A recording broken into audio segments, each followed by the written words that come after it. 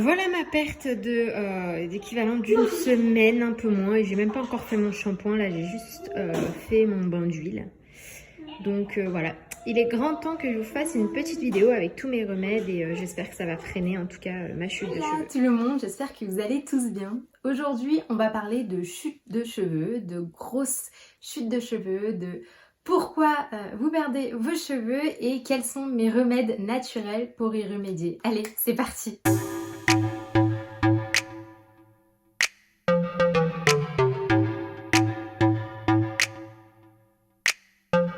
Dans un premier temps, vraiment le plus important, le best of the best de cette vidéo, c'est de checker si vous avez des carences. C'est vraiment mon plus gros conseil, c'est de voir avec un docteur pour faire une prise de sang et voir si vous avez des carences. Donc pour ma petite histoire, je suis anémique, c'est-à-dire que je manque de fer. Je suis souvent carencée en fer. Quand j'étais plus jeune, non pas que je suis bien vieille, mais il y a quelques années de ça, j'ai voulu donner mon sang avec une très bonne copine à moi. Donc je me suis dirigée vers une borne en fait pour donner son sang.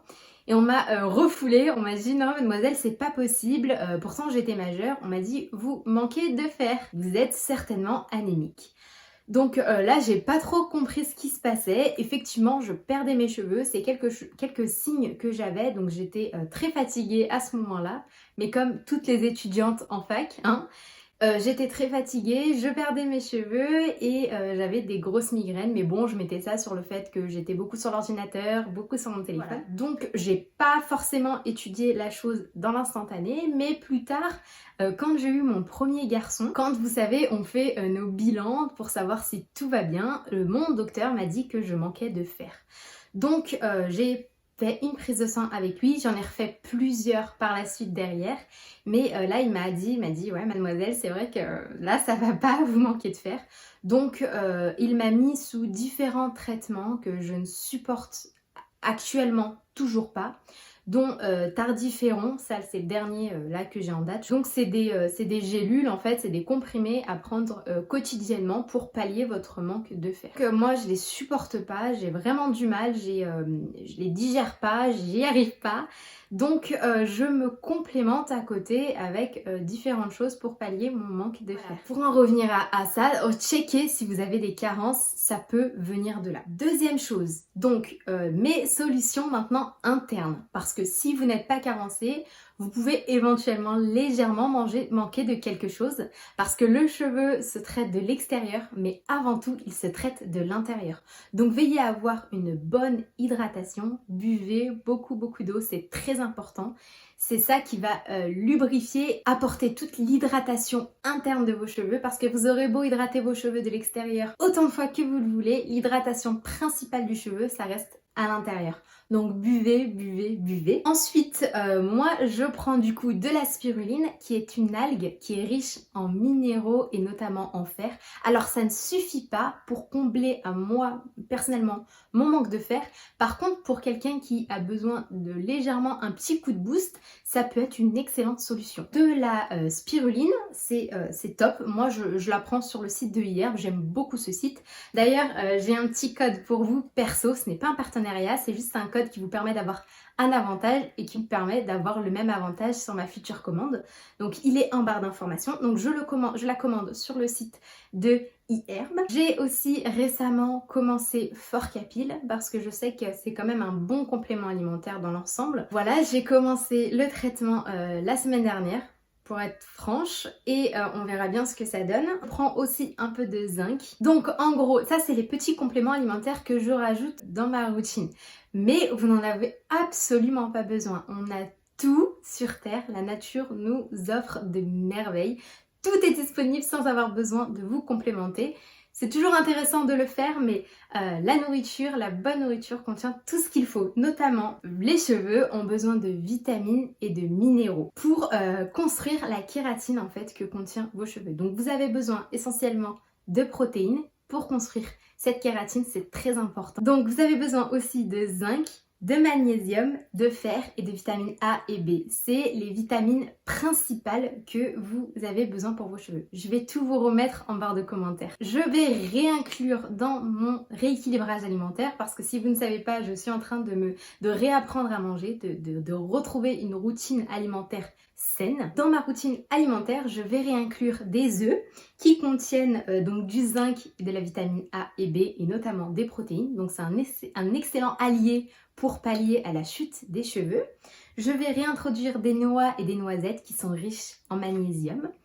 Je vais réintroduire de la banane qui est riche en biotine. C'est pour ça que je ne me complémente pas en biotine. Je vais prendre ce qu'il me faut dans la banane. Et je vais aussi réintroduire les kiwis. J'adore ça, donc ça va pas être difficile. Qui sont notamment riches en vitamine C. Donc je vais peut-être le prendre en même temps que ma spiruline.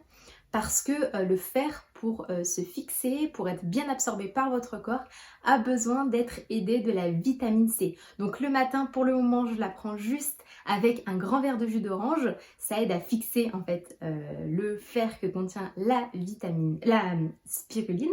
Mais je vais également prendre des kiwis et puis je vais ajouter aussi beaucoup de céréales complètes qui sont riches, elles, en fibres. Donc je vais aussi pour moi personnellement pallier mon manque de fer, ajouter beaucoup de lentilles à mon alimentation. Donc maintenant qu'on a parlé des solutions internes, donc ça c'est très facile, voilà, faut manger équilibré. N'hésitez pas à regarder ce que contiennent différents fruits. Si vous avez du mal à les manger, différents légumes, ça peut être une source de motivation pour les réinclure dans votre alimentation. Vraiment, ça fait une différence. J'avais une période où je mangeais très mal et je le ressentais sur ma chute en fait. Je l'ai vraiment ressenti sur ma chute. Maintenant que je réapprends à manger, j'ai vu une nette différence, notamment avec la photo que je vous avais postée sur Instagram. Je vous jure, il n'y a qu'une semaine qui s'est écoulée entre ces deux photos et j'ai vraiment vu des différences en fait en réapprenant à manger. Donc ça peut être une source de facteurs de votre chute de cheveux. Donc c'est important à prendre en compte. Maintenant qu'on a parlé des solutions internes, on peut parler des solutions externes qui elles aussi sont très intéressantes et qui peuvent vraiment vous aider dans une chute de cheveux. Je vais continuer mon traitement à l'eau de riz que vous pouvez retrouver dans cette vidéo.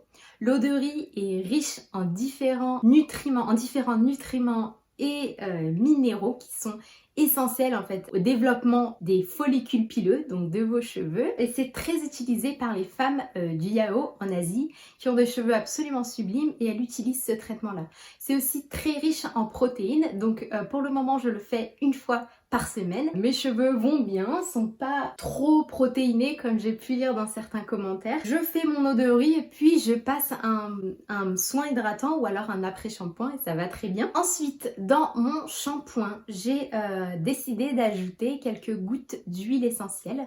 Donc là, attention, s'il vous plaît, renseignez-vous bien. Les huiles essentielles sont à utiliser avec précaution. C'est pas quelque chose que vous voulez utiliser sans avoir été documenté au préalable. C'est pas une huile végétale, c'est pas de l'huile de coco, c'est pas de l'huile de ricin, c'est vraiment beaucoup plus puissant, donc faites attention. Donc je vais réinclure l'huile essentielle notamment de cèdre de l'Atlas. Je vais mettre 2 gouttes dans mon shampoing, je vais le frotter et puis masser et laver mes cheveux avec ça. J'avais déjà essayé l'année dernière avec l'huile essentielle de baie de Saint-Thomas et j'ai vu des différences, pas flagrantes, mais voilà, c'est quelque chose que vous voulez utiliser avec consistance pour avoir des résultats avec vraiment il va falloir être assidu. Ensuite, forcément, fallait que je vous parle du thé vert. Vous connaissez mon amour pour le thé vert. C'est quelque chose que j'utilise maintenant depuis plusieurs années et qui a fait ses preuves. Donc je vais réinclure le thé vert dans ma routine capillaire, notamment peut-être en eau de rinçage. Une fois que j'aurai fini de laver mes cheveux, peut-être appliquer un peu de thé vert. Donc je vais faire infuser mon thé vert et puis je vais l'appliquer en eau de rinçage. Si vous voulez tout savoir sur le thé vert, ses propriétés et notamment comment l'utiliser, je vous conseille cette vidéo-ci que je vous mets dans le petit i. Ensuite, je vais essayer au maximum de laisser mes cheveux tranquilles. Je vais faire des tresses, je vais faire des chignons, je vais voilà, laisser vos cheveux tranquilles, essayer tranquille pour éviter de trop les tirer, de trop les casser, de trop les manipuler. Et puis je vais me tourner aussi vers les, enfin je vais me retourner vers les poudres ayurvédiques. Ça c'est un excellent allié aussi anti-chute. Ce sont des plantes en fait qui sont transformées, qui sont séchées puis transformées en poudre. Notamment c'est souvent des poudres indiennes. Donc moi mes favorites ça reste la poudre d'amla, de Bringaraj et de Kapur-Kashi. Donc vraiment Kapur-Kashli. Ouais, c'est ça, Kapur-Kashli. C'est un peu difficile à prononcer. Mais là, ces 3 poudres aussi, je les adore. Donc je les mets dans un petit peu d'eau ou un petit peu d'après-shampoing. Alors, comme c'est fait, comme je vais mettre la préparation sur mon cuir chevelu, je ne mets pas d'après-shampoing. Je la mets uniquement sur mon cuir chevelu. Donc je vais mettre un petit peu de poudre, un petit peu d'eau. Je vais mettre ça un peu en cataplasme sur mon cuir chevelu. Je vais laisser poser ça 5 à 10 minutes et puis je vais rincer tout simplement. Si vous avez du mal à rincer vos poudres, je vous conseille d'appliquer un petit peu d'après-shampoing sur les longueurs. Et en fait, en s'écoulant les poudres, l'après-shampoing va aider la poudre à bien s'écouler. Si vous ne mettez que de l'eau dans vos poudres ayurvédiques, je vous conseille de rester sur le cuir chevelu. Par contre, si vous voulez vous faire un soin, vraiment un combo pour tout le cuir chevelu et les longueurs, vous pouvez mettre un petit peu d'après-shampoing dans votre préparation et puis l'appliquer sur les longueurs et puis sur les racines. Par contre, veillez à ce qu'il n'y ait pas de silicone dans vos après-shampoings. Ce serait dommage de boucher les pores de votre cuir chevelu. Et puis ensuite, eh bien, je vais me faire des petits massages crâniens assez régulièrement pour essayer un peu de stimuler mon cuir chevelu et de réveiller tout ça parce que clairement là je traverse une sale phase, j'ai beaucoup de chutes de cheveux mais je sais c'est lié à mon anémie donc j'y peux rien, j'ai du mal à prendre mes comprimés donc voilà. Je vais essayer de bien masser mon cuir chevelu, ça va stimuler la pousse et ça va stimuler les petits follicules pileux. Et en plus de ça, ça va apporter tous les nutriments et tous les minéraux que je mange à travers l'alimentation, à travers les compléments alimentaires, jusqu'à mon cerveau. Le sang va affluer, enfin mon crâne, pas mon cerveau. Le sang va affluer donc sur mon crâne, ça va traverser tout mon cuir chevelu et puis voilà, ça va nourrir mes follicules pileux. Voilà, donc là je vous donne des petites pistes. J'ai travaillé ça pour vous donner quelques petites pistes si jamais vous traversez une chute de cheveux comme moi. C'est vraiment des petites pistes que je vous donne. Il y a peut-être des choses qui vont marcher mieux que d'autres. Je vous conseille d'essayer.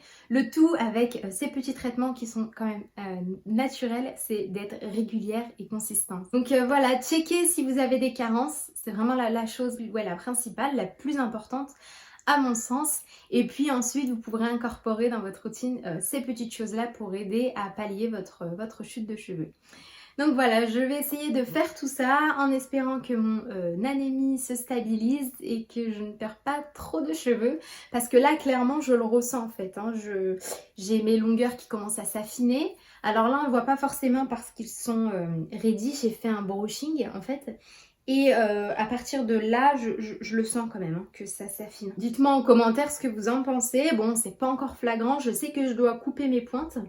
Mais j'attends de rentrer de vacances pour le faire. Donc bon, c'est le jeu, je veux dire, c'est comme ça, je suis anémiée et puis en plus c'est génétique, on est beaucoup dans ma famille à être comme ça, donc c'est pas grave. J'espère que la vidéo vous a été utile, j'espère que vous avez appris de nouvelles choses et j'espère que vous pourrez traiter votre éventuelle chute de cheveux avec ces petits conseils. Voilà, si vous avez aimé la vidéo, un petit like, moi ça m'encourage. N'hésitez pas à vous abonner pour d'autres futures vidéos. J'ai encore plein d'idées, j'ai plein de choses sur lesquelles je travaille. Je vous fais plein de bisous et je vous retrouve rapidement dans une prochaine vidéo. Bye!